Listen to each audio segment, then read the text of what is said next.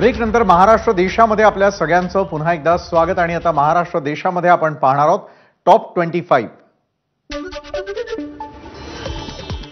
दिल्लीचे मुख्यमंत्री अरविंद केजरीवालांचा कोठडीतील मुक्काम वाढला। दिल्ली उच्च न्यायालयानं मंगळवारपर्यंत राखून ठेवला निर्णय। ईडीनं दाखल केली होती याचिका।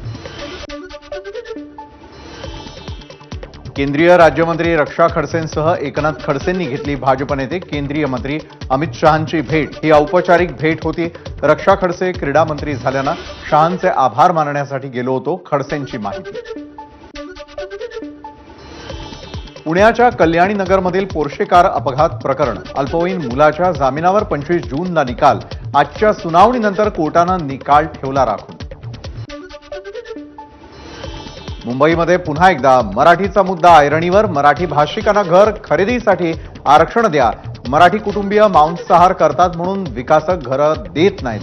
पार्ले पंचम संस्थेचं मुंबईतील आमदारांना पत्र। मुंबईतील वांद्रे इथल्या रिझवी कॉलेजमधील 4 विद्यार्थ्यांचा धरणामध्ये बुडून मृत्यू। खालापूर तालुक्यातील वावरले ग्रामपंचायत हद्दीतील पोखरवाडीजवळील सत्य साईबाबा धरणातली घटना। 37 युवक युवती गेले होते सहलीला।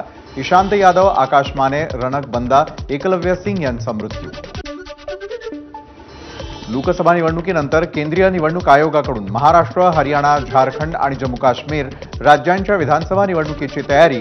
आयोगाकडून घरोघरी जाऊन मतदार याद्या अद्ययावत करण्याच्या सूचना। कल्याण लोकसभेमध्ये हजारो ओळखपत्र सापडल्याप्रकरणी मानपाडा पोलीस ठाण्यात गुन्हा दाखल। या प्रकरणाची सखोल चौकशी करावी। बनावट ओळखपत्र असल्यास पुन्हा निवडणूक घ्यावी, वैशाली दरेकर यांची मागणी। अमेरिकन डॉलरच्या तुलनेमध्ये रुपयाचं मूल्य घसरलं। रुपया 83.62 इतक्या विक्रमी नीचांकी पातळीवर। हज यात्रेसाठी गेलेल्या हजारहून यात्रेकरूंचा उष्माघातानं मृत्यू। यामध्ये 98 भारतीय यात्रेकरूंचा समावेश असल्याची परराष्ट्र मंत्रालयाची माहिती। यंदा भारतातून 1,75,000 यात्रेकरू हजमध्ये दाखल।